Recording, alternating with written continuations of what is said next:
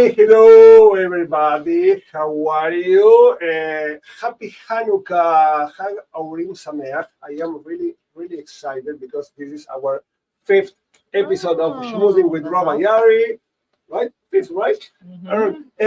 So we are really happy. I'm very excited to this episode because I have the honor, and we have the honor, to share this episode with three huge friends that I made here since I arrived to Virginia Beach. That it will be 3 years in 2 weeks. It's unbelievable how the time flies.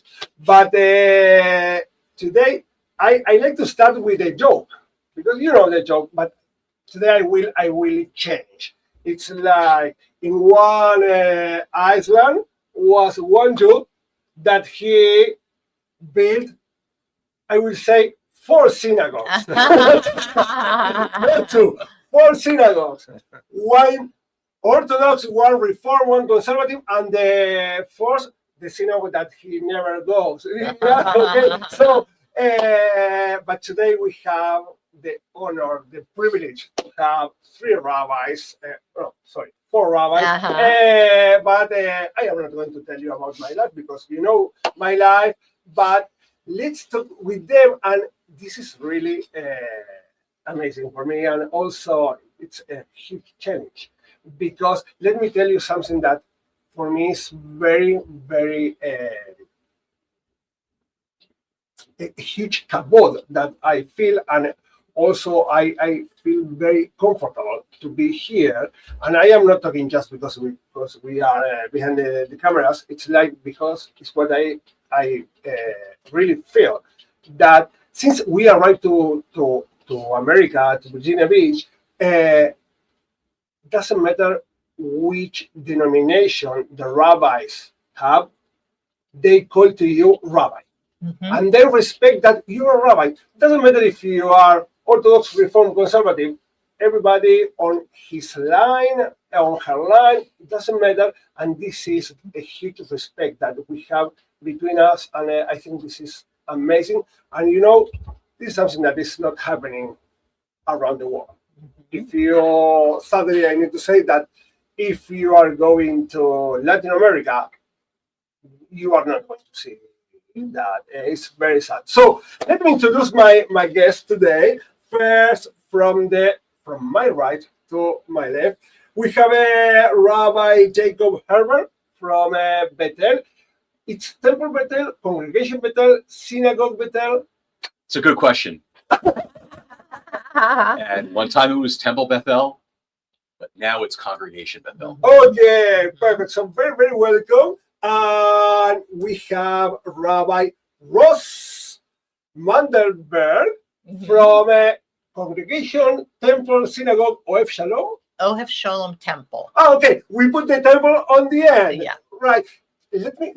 This is also something that for me is very difficult since I arrived to America, because in Latin America you are not going to find a synagogue that they call temple, like temple memory. No. It's like synagogue or a community, because I don't think they stay with the idea that the temple was in Jerusalem, and we cannot say that. But here is totally different. So are some kind of the difference that we have between the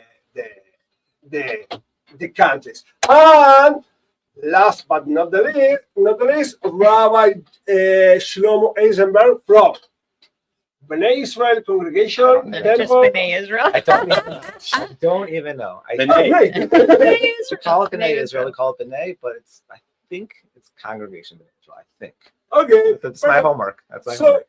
so very welcome. And we have here 3 rabbis, Orthodox, Conservative, Reform, going from the right to the left. And let me tell you something that is very important for me. The goal today is to have a conversation and not a debate. It's not about who is more right, who is wrong, who is more authentic, or that what I hate to say, who is more Jewish. This I really hate. It's like about to talk about us, and it's really to understanding why each of us chose to be a rabbi. So I have 3 questions for you. So I like to we start to converse.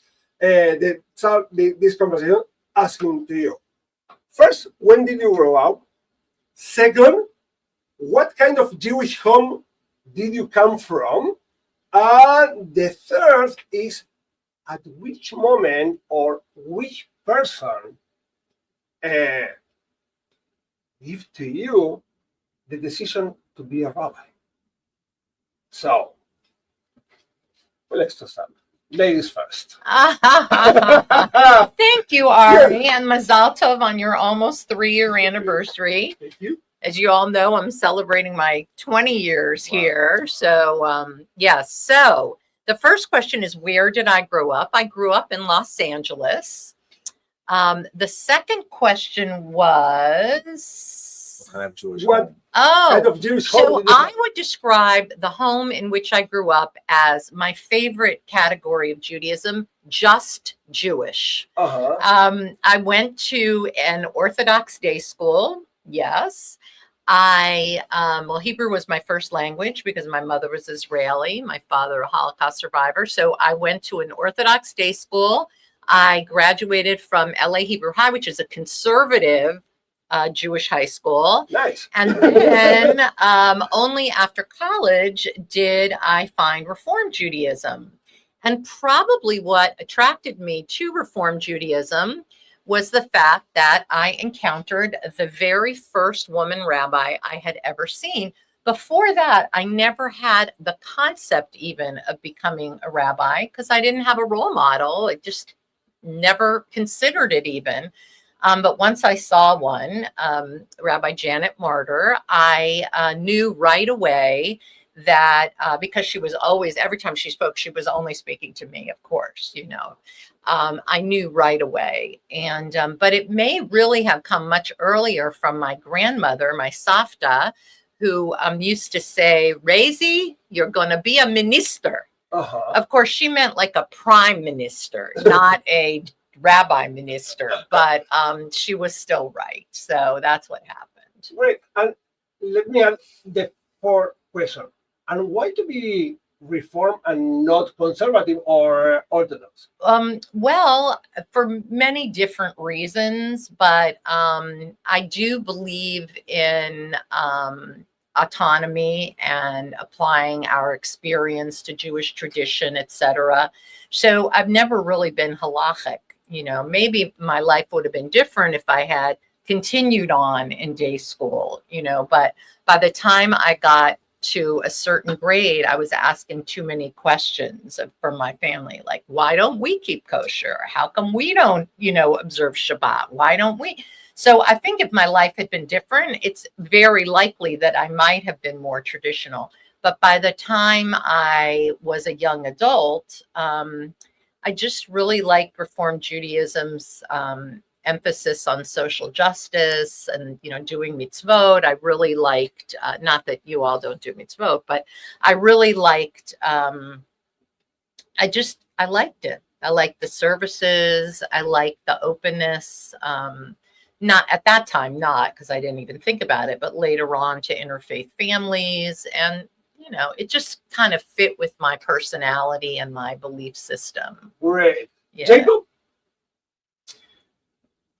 I grew up in a small town in upstate New York, about 40 miles north of New York City, called Beacon. I used to go to shul. It was a one shul town. It was a conservative congregation. And I brought the average age down to, I usually made minyan and brought the average age down to about 75. And was weaned on Shlivovitz and Celadora cookies, you know, at the age of 13. And that's where I really fell in love with synagogue life and with Judaism, along with being very involved in Young Judea. My congregation didn't have USY. So I was a young Judean, and at a very early age, became a passionate Zionist. And it was, I think, a combination of both that eventually led me to choose the path of the rabbinate. After college in California, I lived in San Francisco, and I was seriously thinking about law school. So I worked for a major international law firm as a paralegal, and decided I did not want to spend my time poring over, legal briefs and looking at code books. It wasn't what I wanted to do. I had a really wonderful rabbi in the congregation I joined as an adult in San Francisco, Rabbi Alex Grobart of blessed memory, who said to me, Jacob, I think you would make a phenomenal rabbi. And the next thing I know, I'm interviewing, and I interviewed at what was then the UJ, University of Judaism in LA, because I was on the West Coast, but I went to JTS in New York. It was a time of my life. And I don't know what else you'd like me to. No, great. Like I stay with something. You didn't like the laws for the paralegals, but you entered on the Judaism where we have a ton. Yeah, the funny thing is when You switched to Talmud. and I ended Different law up, codes. what I love about this actually, it's like being on a page of Gemara, because Right, exactly. you have all the different positions. Yeah. I ended up at ordination. I don't know if they do this at HUC or did you go to Isaac Elchanan or? I went to Ner Israel. Ner Israel, okay. So and the seminario, students are recognized for their excellence in different fields, and I ended up being awarded the Zubo Memorial Prize in codes. So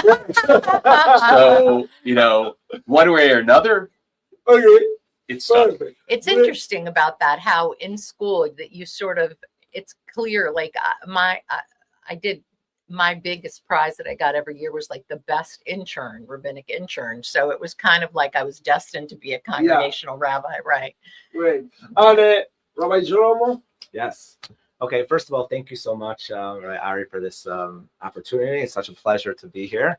Happy Hanukkah to everyone. It's so nice to spend time with my colleagues, Rabbi Herber and Rabbi Raz. So thank you so much. Really, really great opportunity. So my background, I come from the upstate New York town of Rochester, a little bit further from New York City. My parents still live there. My grandmother still lives there. Been there for a long time. My father actually grew up in Bethel in Rochester, New York, a conservative synagogue there. Really? Yes. Oh, wow. My grand Really interesting. Yeah, my grandparents were members of Bethel for many, many years. I think my grandmother probably still is in Rochester. And my father was very connected, was very involved in the Sunday school and the Hebrew school. And somehow he felt like he wanted a little bit more of a traditional Orthodox Judaism, became a Baal Tshuva. And he, is a fascinating person. My father's a doctor, pediatrician. And my mother is actually from Montreal, and her father was an Orthodox rabbi. So I have, an interesting background from my grandfather, my mother, grandfather. I'd always go see my grandfather's shul in Montreal. It was a very special place. And as a child, seeing my grandfather as a rabbi really, gave me some inspiration.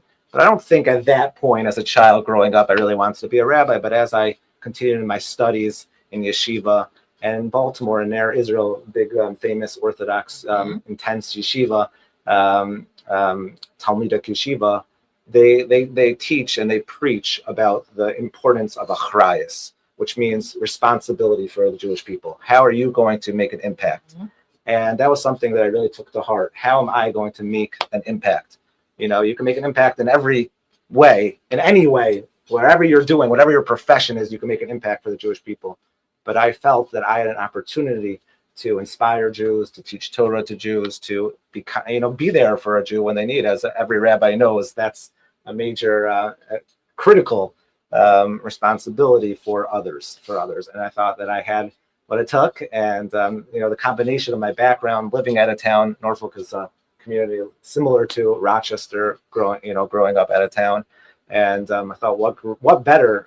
So even for the time I got married, at the young age of 22, I was already motivated to become a rabbi. So that was a little bit of my background. Great, thank you very much. Sure. And before the next question, let me say hello to Robert from OF Shalom Temple, who is watching to us. So Robert, hello. Thank you for being there. And I realized something that since I arrived here, I always felt that I am the newest on the area.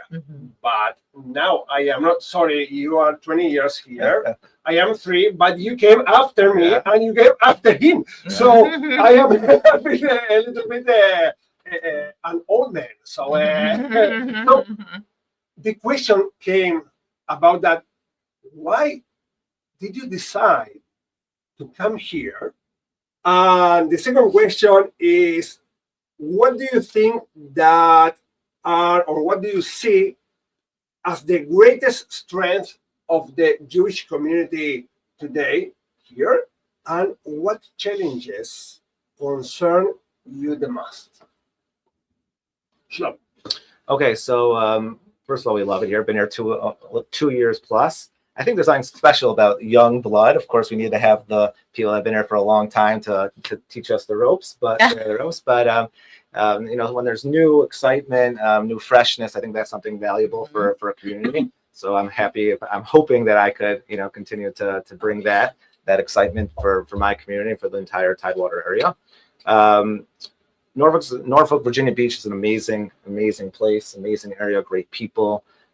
Great community. Just everything is what we're looking for to build here. We have a tremendous community. My synagogue, personally, B'nai Israel, is what's special about it is that there's a lot of youth, and I think that's my real focus is how can we build this, the Orthodox community, but not necessarily Orthodox, just Jewish community. For the next generation, how it can instill the love of Yiddishkeit, love of Judaism, and inspire the next generation. And that's something that's constantly on my mind. That's my focus, building the community. But I think the biggest struggle for my synagogue is that although you come in on Shabbos, there's 250 people, there's children running around, it's a beautiful sight, but that's the entire Orthodox community. And therefore the struggle is building it, making it bigger. And that's difficult because we want our schools to be successful. We want we want kosher restaurants. We want kosher shopping, and that the struggle of being as big. We're never going to be in New York City. We're never going to be a New Jersey Jewish community. But to make it a little bigger, a little bit more rich in just the amount of people in the community would be something that I'm working on, constantly recruiting from out of town, trying to build our community. This is a really, really nice what you are saying, because it's like we are a little bit missionaries, because all of us, we came from cities that are really big cities. For example, Buenos Aires, I don't know how many kosher restaurants. And I decided to went first to Brazil, to a place where for 3 years in Salvador, north Brazil, I ate only fish. Right. Not meat. Only when I went to Buenos Aires. And when I moved to Porto Alegre, it was a little bit better, but also we need to order the food from Sao Paulo. So it was very difficult. And when we arrived here in America, and we came here in Virginia Beach, and we had 2 kosher restaurants that they closed. And then Charlie's open, and thanks God we have a place. It's great, actually. At least one. So thank you, Ross. Okay, so the question was, what is wonderful about this community? Why did you come or my here? synagogue, or why did I come here? Well, the reason that I came here was, of all the synagogues that I visited when I was looking for a pulpit of my own. By the way, I started 9 years. I was at Baltimore Hebrew. Right across the street from Deir Israel, on Park Heights Avenue, which is affectionately referred to as Rue de la Shul, because there's so many synagogues. anyway, I came to OF Sholem because of all the synagogues that I visited. It was clear to me that this congregation had the greatest love for its synagogue, for its temple. And I always joke that OF Sholem had great bones. Usually you think of that as referring to the physical building, which it is beautiful, but it was the people that were the good bones. And I knew they loved their synagogue so much. And for God, now it's 180 years, but at the time it was 160 years, but they were so invested and caring. And I knew that they just needed a little guidance. So I love that about it. It's still the same. I mean, it's just a remarkable place, really remarkable. What I love about it now is how warm and caring of a community it is, how people of all ages, from very young to really very old, we could have from 9 days to 90 some years old, all come together to do Jewish. It's counterintuitive in most places. Well, they want something for young adults, and they want something for seniors, and they want something for this and that. And I said, you don't understand. Here, it's not like that. What they want is Judaism. And so that, I think, is really one of the most beautiful things about the congregation, is you really have young Jews seeing older Jews doing Judaism, and more mature Jews, having the blessing of children in the building. And so, it's been a lot of changes over the years.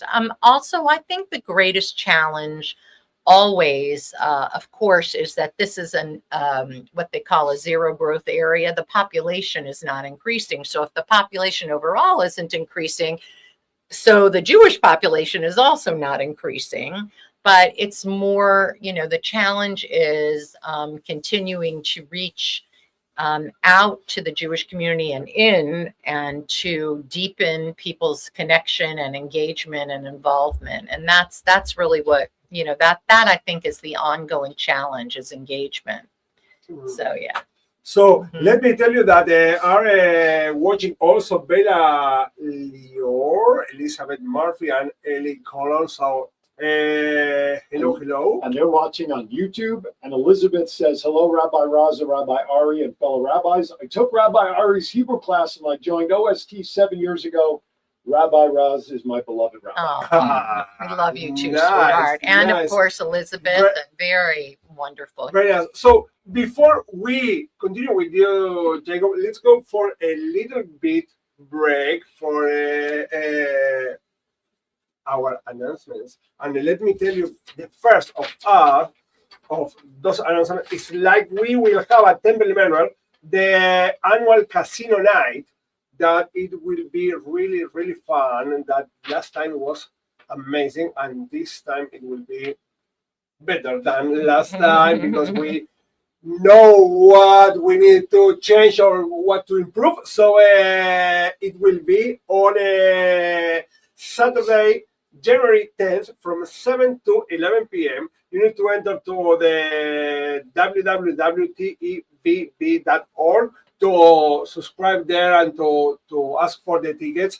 And also, if you like to buy at the gate, it will be a little bit expensive. So enter to the site, connect to the site, and also you can see all the things that we are doing, and it will be really, really, really nice. So special MC for that night too. Yes, yes, so it's on there. So the special guest host Aaron The Voice Phillips, Las Vegas Entertainment Hall of Fame. So you are going to be a cheap plug. Yeah. So remember, January 10th from 7 to 11 p.m. you need to be there and to enjoy. So let's go to the small commercial and then continue with the Rabbi Check.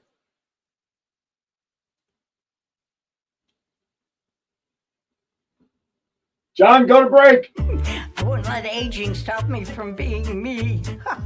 Oh yeah, still got those moves in me. I will be fabulous. I will accessorize. Comfort Care can help with as much or as little home care as you need, from medication reminders and meal prep to everyday chores and errands. Let us create your personalized care plan and find the perfect caregiver match so you can live your best life possible. Hey, honey, what you doing? Getting ready to watch a game. What about fixing up the house like you promised? What you talking about? Just the new light in the den, the new shower in our bathroom, the new fence around the yard, the front steps. Stop! You know, I have a better idea. You know Craig down the street? He owns a company that specializes in handyman services, but he is more than just any old handyman. Really? Would you say different strokes for different folks? You know I will. You know why? Because he does home repairs and he does painting and kitchen remodels and bathrooms and everything else in between. How are his prices? Great value for great quality. You know, I think I'll invite him over and get a free estimate for all the things that I know will make you the happiest, dear. Call Different Strokes Painting and Handyman Service for a free estimate by calling 757-395-9999 today. That's 757-395-9999. Above the rest, they show up and show out by making your vision come to life. Conservative. I only found reform We're later. back. So, okay. So, my friends, we are back. And Jacob, tell us. So I came here from Sof Hamara. If you think LA is far away on the West Coast, Seattle is even more distant. And I'm an Easterner, I'm a Northeasterner. My family, my kids, my friends are all in the Northeast. It was very, very isolating and lonely for me in Seattle. I was living in the most beautiful, I think, part of the country, but I really had no chevra and I missed my family. My significant other is a rabbi in Princeton. So knowing that my son, Adine, was actually enlisting in the Navy and was supposed to be a Navy SEAL, the odds of him possibly ending up in Norfolk were pretty great. Mm-hmm. My daughter at the time was the director of communications at the Israeli embassy in Washington, D.C., which is just up the road. So that and the fact that I'm also a Coast Guard chaplain and my congregation has lots of, my president is a retired vice admiral in the Navy, lots of military veterans and active and reserve duty. And I had a really great opportunity to be a Coast Guard chaplain here. Those are all very good reasons for me to come to this part of the country. I came to Bethel because we were just right across the street from B'nai. And I've done a lot of work for the Rabbinical Assembly with transformational change and organizational change, and saw Bethel as a congregation where I could really bring a passion and love of mine to bear. The challenge is, we are celebrating our 175th anniversary this year, which is pretty remarkable. Mm-hmm. And we're the oldest conservative congregation in the Commonwealth. But the synagogue is in real transition. Synagogue has been looking for rabbinic leadership. And so the challenge for me, and one of the reasons why I wanted to come here is because I love taking a challenge on and I feel I can make a difference. And I'm excited about that. There's a lot of potential. There's a lot of hard work for all the reasons that, our colleagues mentioned.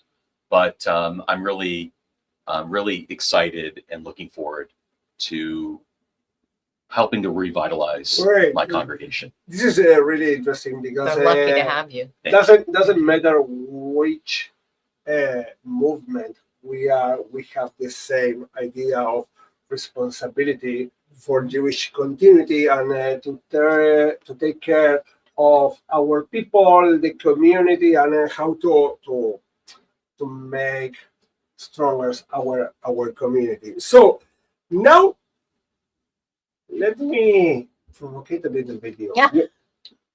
You cannot. Let's see. So my first question, I have three questions that are really challenging. The first one is, what do you think is most misunderstood about your movement? The second one is, what is something you generally admire about the other movements represented here? And the third, what values do you believe all rabbis share, regardless of the denomination? You want us to do all three at once? That's Yeah. a lot. That's It's a lot. like a theorem class. Yeah, right? maybe, Put them through maybe, five- how about, It's what do you okay, think, Split it up a little bit. Ari, what if we do the first, Okay, do let's the do that. first two Okay. and then go back Okay. for the third, you think? The Okay. first two are, what do you think that is most misunderstood about your movement? And what is something you're generally that admire about the other movements represented here? Okay. Jacob. I think the most misunderstood element of our movement, yours and mine, is that people don't understand what we stand for, think that we're confused.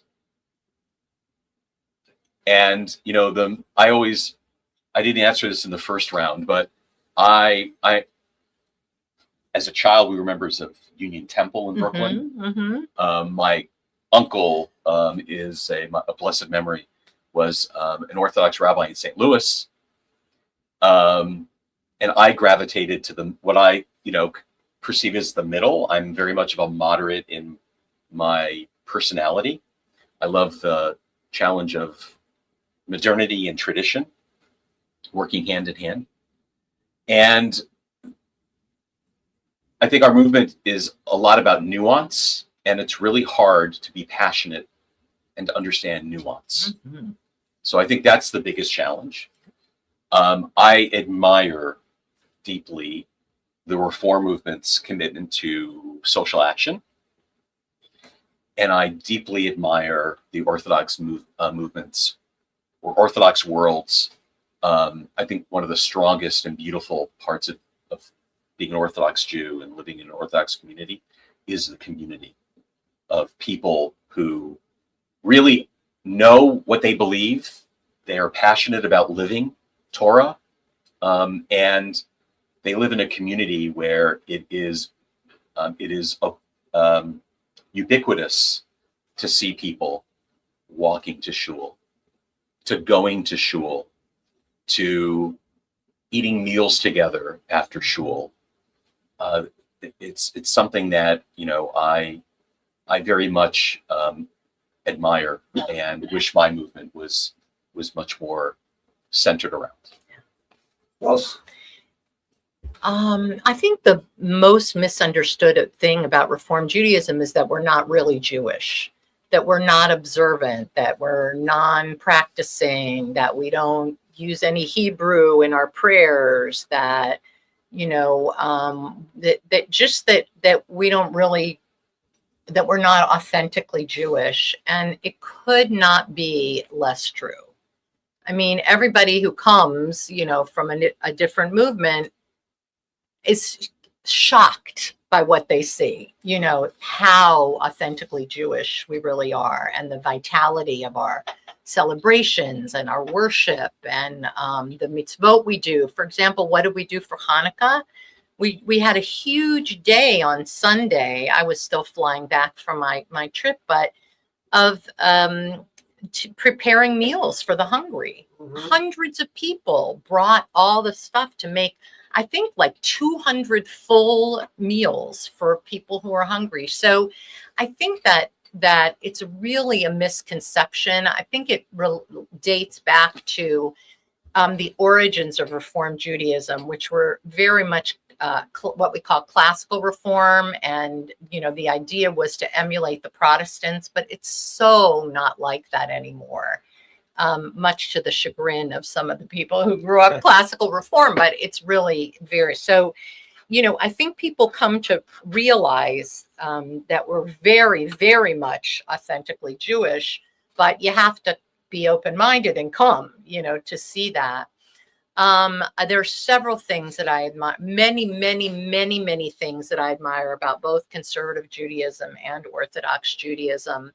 For conservative Judaism, I admire the passion for Zionism, the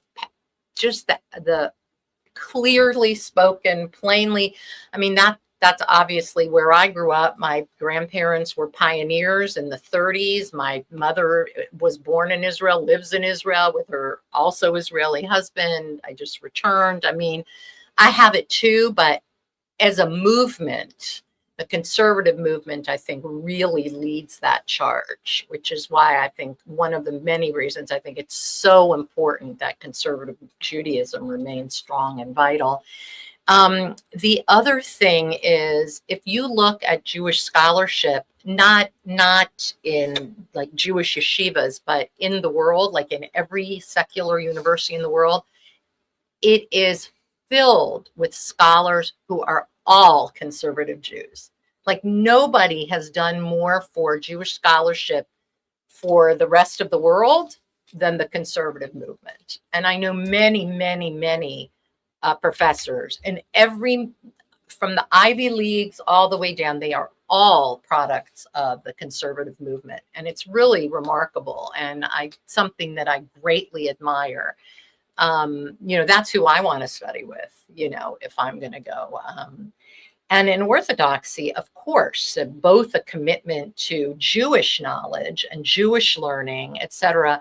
But I was going to say the exact same thing as Jacob. It's the community aspect.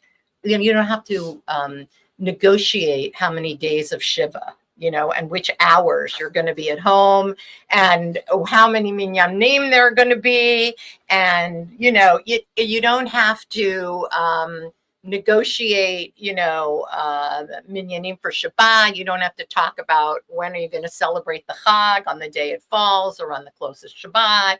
I mean, I think what you said, Jacob, is very on the mark. It's like you're dealing with people who are they're living Jewishly, and so Jewish, committed Jewish lives. So you don't have to.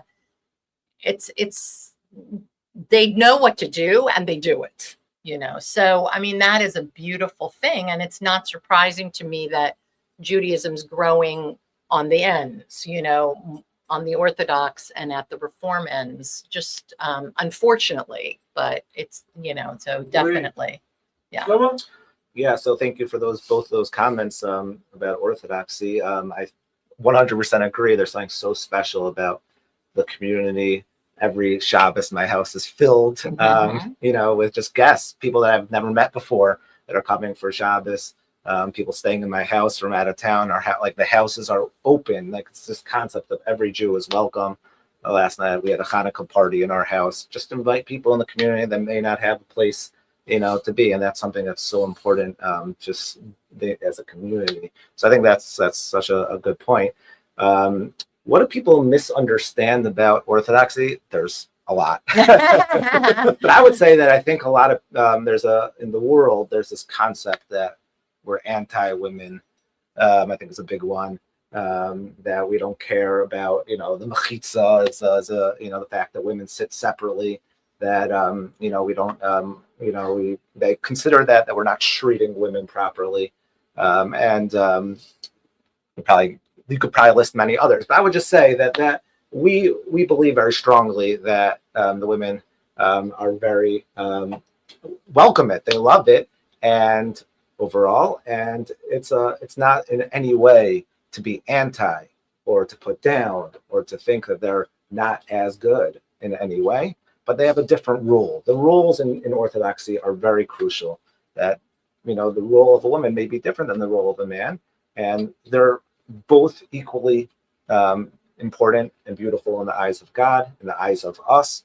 But they may not look the same to someone who's looking in from the outside world. And that's something that if there would be a way to explain that to people and make them feel comfortable, that would be something I think would be, we should do a better job at.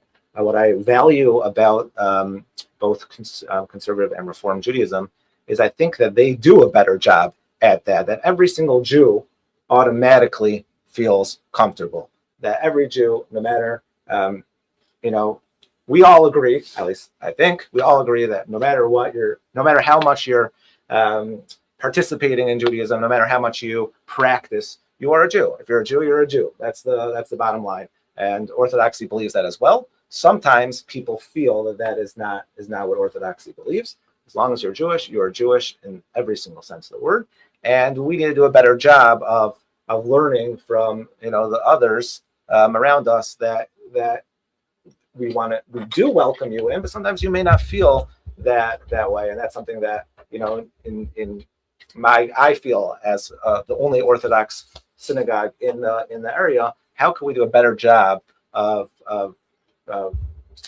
outreach to the general community about that every single Jew is equally important?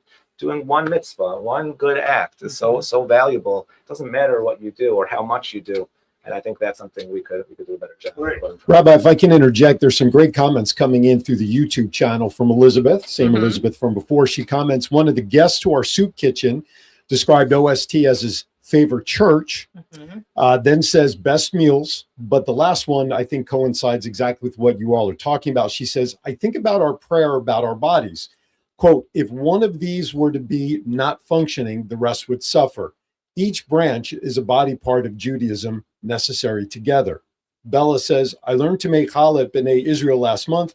The women were so welcoming to me. So there's a lot of the community commenting that you all are talking about that is coming in these messages on the YouTube channel. Just wanted to make you aware. I think that's something that Orthodoxy in general is something that we struggle with. Is people are scared to come in the door. I don't think anyone's scared to go into a Reform temple's door, but that's something that a little bit. Really? People who aren't Jewish, they don't know what to expect, right. but not Jewish people, I don't think. Yeah. I am, how can I say, I am very thankful for this amazing conversation, because also goosebumps on my entire body, because I am really believe that we have a really huge future as a Jewish people, and it doesn't matter which. The Torah is the same. We can understand the Torah in different ways, but as you said, we are welcome in every single place. And when we will realize that, you know what, at my home, you need to follow my rules, not because I am against you.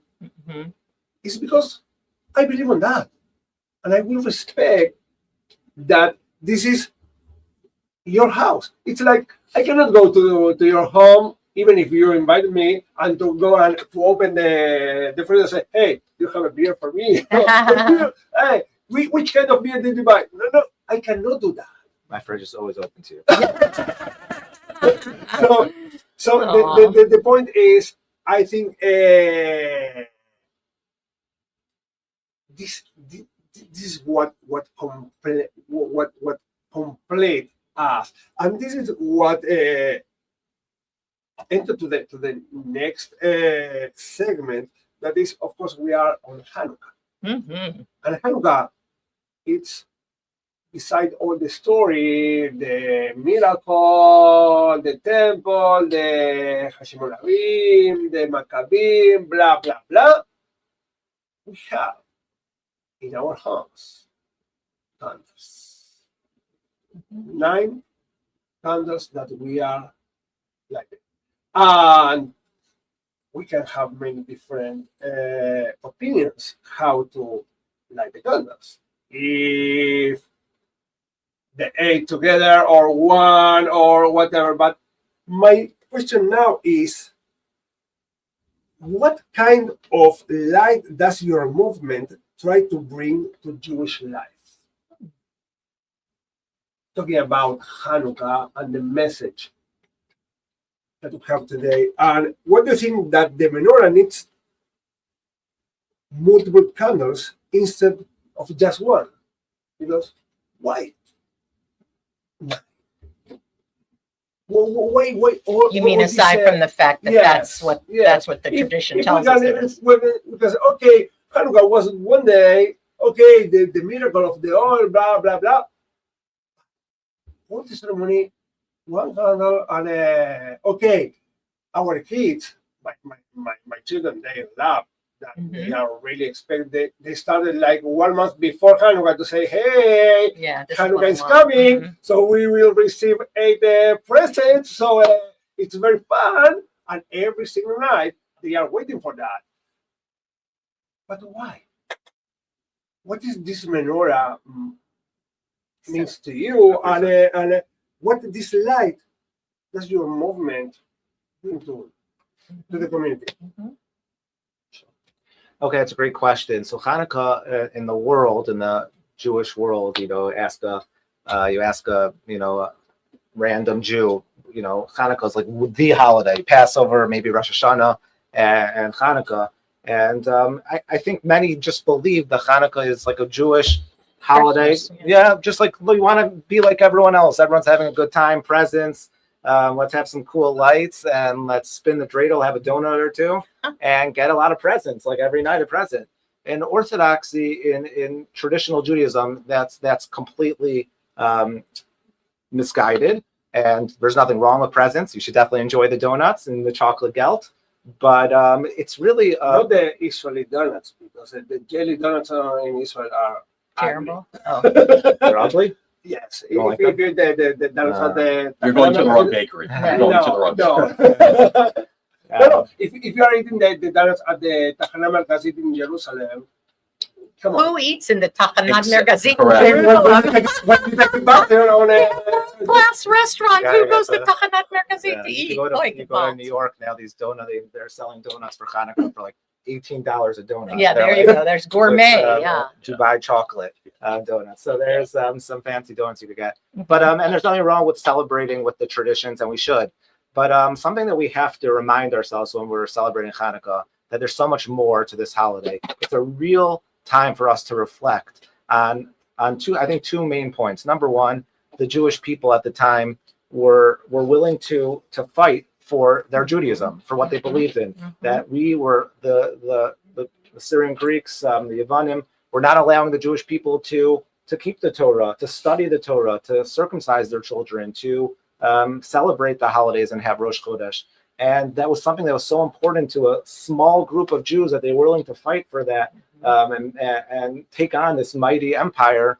That's a lesson for us, not about the fighting per se, but we have a burning desire for our Judaism. It's something so important that we're willing to fight, that we could say, I'm willing to stand up for my religion. I'm willing to stand up for something that's so important to me. And that's something that we, in my synagogue, I try to teach the children, I try to teach my family, that this is something that's so meaningful, so important. The holiday of Hanukkah, it's a reminder of how important it is for us to live with passion, live with excitement and alacrity for our Judaism. That's number one. And then number two is also something that I think is it's hard for us sometimes in 2025 to feel God's hands. We just had terrible tragedy in Sydney at the Hanukkah party on the beach there. And it's terrible tragedy. And sometimes of October 7th, we see all the difficulties and we forget about the miracles in our lives. We forget about how God has the power, that God loves us, first of all. We sometimes forget that. We don't realize that. We abdicated that to the Christians, and we shouldn't, because Hashem loves us. Hashem loves each and every person. Right. And we have a responsibility to recognize the fact that I could talk, the fact that I'm alive, the fact that I could breathe is miraculous. The fact that I am able to live and smile and have a friendship, every part of my life was miraculous. And remembering the miracle of the oil is not just supposed to remind us of what happened 2,000 years ago, but it's to remind us in each and every day in our lives, miracles happen. Hashem's looking out, God's looking out for us. And we have to have gratitude for the fact that we're alive, gratitude for all the good. Even though there's difficulties, we have to recognize that Hashem loves us. Right. Ross? Yeah. Interesting. I mean, obviously we could all, reflect on those themes as well. We have 4 rabbis here. But I think one of the things that's interesting about Hanukkah is, as you said, it was a small group of Jews who were willing to fight for Judaism against many other Jews who were assimilated and Hellenized. And I think we're living in a time really not unlike that, where we have Jews who have really lost the plot. They don't really they don't understand our history, our stories, why we do what we do, why it's so important. And so for us, for Hanukkah is also about rededication. It's a time to reflect not only about, what's important to us about Judaism and to carry it forward, but to actually rededicate ourselves to doing it, to living more Jewish lives, to bringing more Judaism into our homes, or bringing ourselves into our synagogues or community, and bringing light into the world, which is why rather than, all kinds of gifts and tchotchkes and, that they're going to forget about in 3 minutes, we try to emphasize making memories, doing experiences together, feeding the hungry, making meals for people who are hungry or sick or whatever. I mean, literally doing the things that Judaism teaches us are what make for a meaningful life. So, to me, that's what it is to bring the light into the darkness, because we are living really in a tough time, The problem of sitting in this chair and being the last one is everything's been said. Everything's been said. Right. I could not agree more with what Shlomo and Roz shared. I think you had asked, what is it specifically or uniquely about our movements and their insights about Hanukkah that we find to be very meaningful.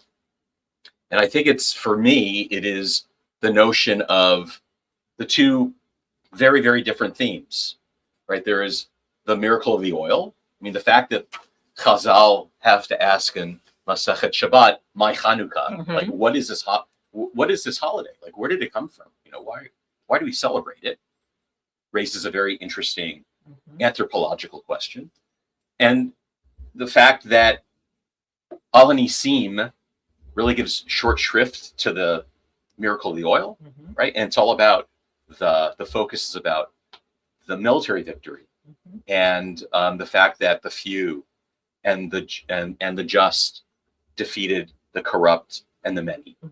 And our Masoret, our tradition, holds both at the same time. So if for one person, the miracle of the oil was a real miracle, and that is what makes Hanukkah meaningful for them, Gesundheit. And if the miraculous overcoming of fighting against the largest, the strongest military army in the world for your values and your beliefs, if that's the miracle, then you can turn to that. And for some, you can hold both together. Yeah. And as a conservative Jew, I find that to be very, very powerful. Great. So Hanukkah doesn't ask us to be identical. It asks us to increase light together. And we are almost on the end of this podcast. To another hour. It went so fast. So you'll bring us back for the Chai episode. So for the end, let me. There is one of my favorites Gemarot at the Talmud on Erim that the Talmud tells us a remarkable story.